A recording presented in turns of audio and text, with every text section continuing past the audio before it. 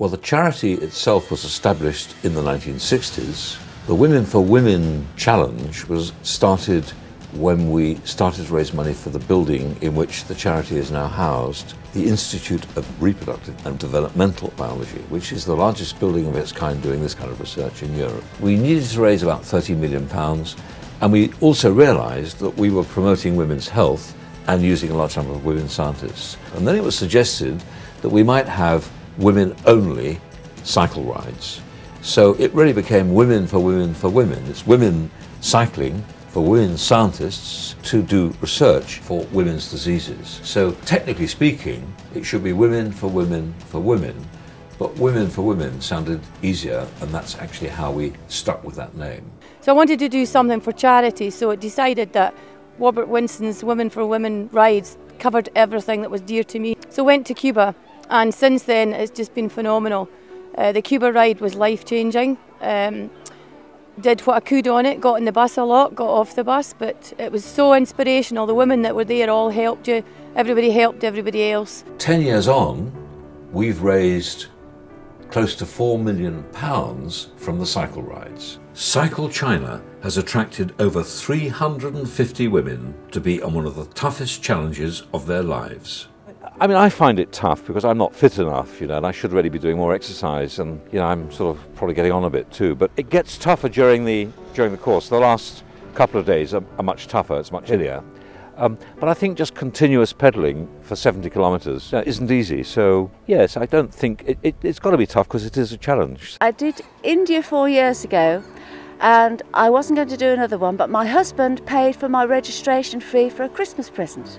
So thank you, David. The reason why I'm doing it is because I've always wanted to do one of these cycle rides. And as I became involved with Women for Women and found out exactly what it was all about, so I became more and more motivated to raise money for it. I think this is a great charity. Robert Winston particularly is such a great guy, and now having met him, I feel even more so. Just seeing his face and the thought of going for a long bike ride and doing something that doesn't really suit me really seems to be a really good idea.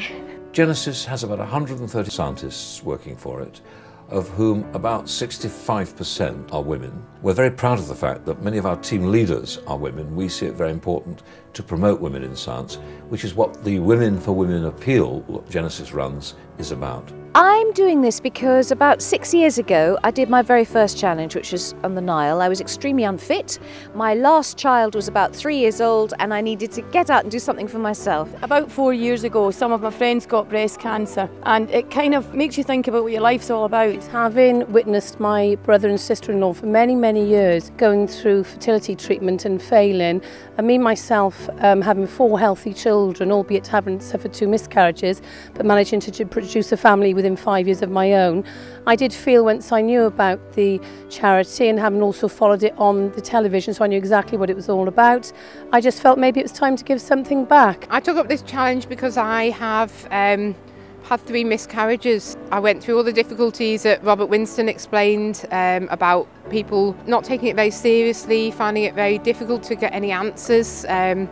And eventually they did blood tests and found out what was wrong with me, and I just wanted to raise money for other women who have to go through similar things to develop the research into all of these sort of problems. 10 of the family have not been able to have children. They've had infertility treatment, and we've had a lot of successes. We have 5 IVF babies in the family.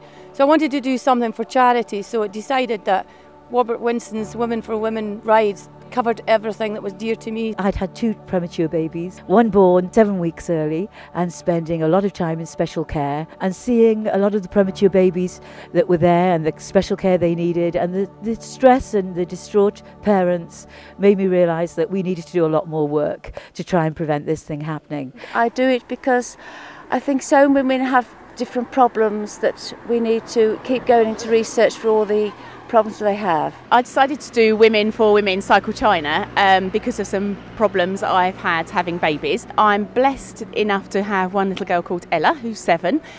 Before I had Ella, I lost 2 babies. My first was a little girl who had a genetic disorder, and she was going to die, so I had to terminate the pregnancy and go through labour.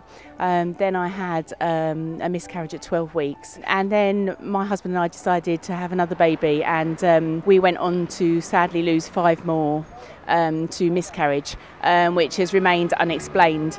So in 2008 I decided to stop trying and decided to do something good, to put something back into the system that helped me try to have another child, and also mainly to celebrate that I got 1 child. So it's interested in pregnancy, how you get pregnant, how you retain a pregnancy and don't miscarry, what happens when you do miscarry, what happens with babies that are damaged at birth, premature labour, any aspect of women's diseases which relates to reproduction, including ovarian cancer. It's not just infertility, it includes pregnancy, it includes brain damage in babies, it includes genetic disorders. What prompted me to come is I met a lady some years ago who was pregnant. She had her baby, and her story was that she'd desperately been trying for years. It almost split her marriage, but finally she just suddenly did get pregnant. I had this little boy who was the absolute centre of her life. When he was 4 years old, he got knocked down by a hit and run. Died after a week in hospital unconscious, died in her arms. It split up her marriage. She then met somebody else who she fell deeply in love with, got married, had 2 miscarriages, trying desperately to fill her arms again because she so much wants a baby. And then she found out her husband, found out he had cancer of the testes. They whipped him into hospital and removed the cancerous testes without checking that the other one was actually producing sperm, which it doesn't. So now all her chances of having a baby have gone. She just is so desperate. Anything that will help someone like her actually get pregnant and keep a baby. If I could cycle the world all up hills like today, I would do it for you, Wendy. I have had 4 children, Luke who's 11, and then I had Connor who was stillborn at 30 weeks in 2001, and then Ella was stillborn in 2002, and then I had Billy, who is now 6. I've actually had 3 miscarriages and got over it reasonably well, but think that a lot of women must struggle with that phase of their life if they're unable to have children. They couldn't tell us why I had 2 stillborns, but with all the money that you have raised from this fabulous week, it's going to go into research to help other women to not have to experience what my husband and I and my eldest boy experienced. My little girl was born 2 months early because I was very ill, and she only weighed 2 pounds. And if it wasn't for the research that had been done, she wouldn't be alive. I know now that the research that's going on means that a lot of women will have a greater chance than perhaps my generation did. So it's personal. It's a way to say thank you. So me and my sister and my sister-in-law have raised £15,000 now, and I've done this for a bit of closure, and I've certainly got that. And it's been great fun. My friend Janice said to me one day, do you fancy cycling in China to raise some more money? So this is why I'm here.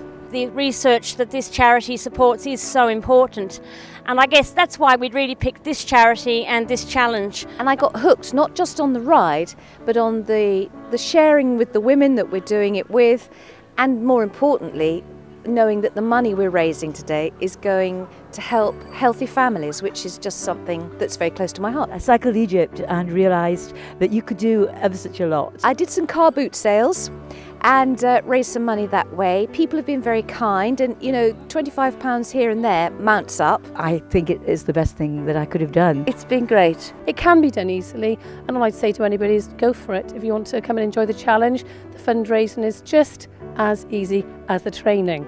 It's a great challenge, but it's not a race. You can take your time, you can enjoy it. Oh, amazing day. That was incredible. And this year has been phenomenal.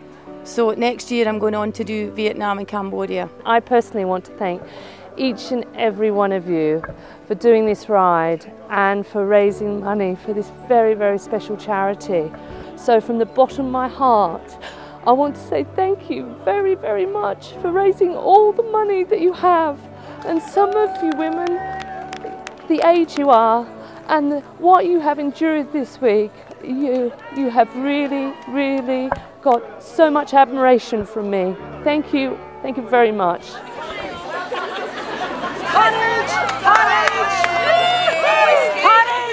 Porridge! Deepest thanks to all of you wonderful women for your efforts in raising your sponsorship and giving your precious time for the Genesis Research Trust.